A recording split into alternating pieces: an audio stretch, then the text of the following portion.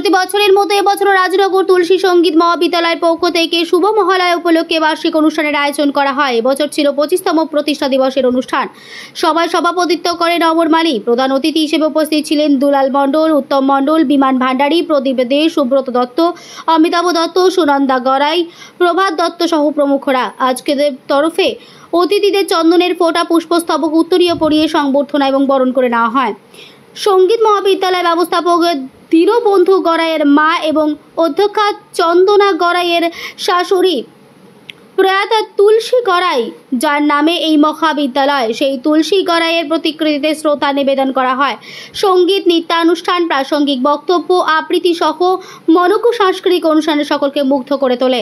তুলসী সঙ্গীত মহাবিদ্যালয় কৃতি ছাত্রছাত্রীদের এবং 2024-এর মাধ্যমিক ও উচ্চ মাধ্যমিকে নজরকাড়া ফল করেছে এমন স্থানীয় কয়েকজন ছাত্রছাত্রীদের সংবর্ধনা জানানো হয় অনুষ্ঠান মঞ্চে। এছাড়াও অনুষ্ঠান সঞ্চালনার দায়িত্বে ছিলেন সফিউল আলম।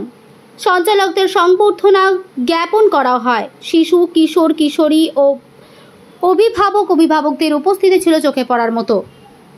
বীরভূমের রাজনগর থেকে মোহাম্মদ সফিউল আলমের report, smile India news Bangla.